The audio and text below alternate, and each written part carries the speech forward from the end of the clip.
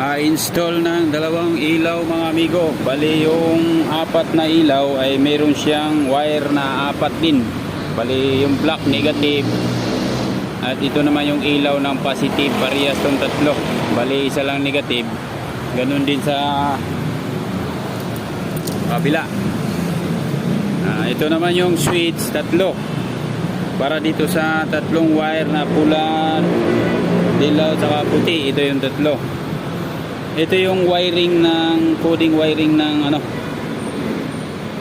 itong pula positive ang pumapasok dito, galing ito sa power relay number 87. Pag unang susi lalabas ng positive dito sa number 87, papasok siya sa dito sa pula. Ang kadugtong niya ay tatlong black, papasok naman ito sa tatlong switch.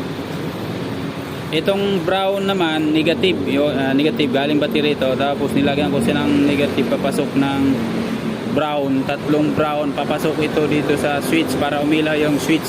Ito yun, umilaw na siya kasi naka-install na yung dalawa, positive, negative. Ito yung output na tatlo, papasok yan sa tatlong wire dito sa dilaw. Pag i-on ito, ito naka-on na yung tatlo.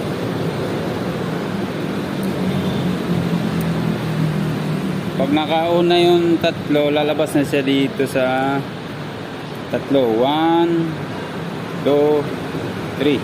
Yan ang papasok dito sa ilaw. Tatlo. Itong black negative.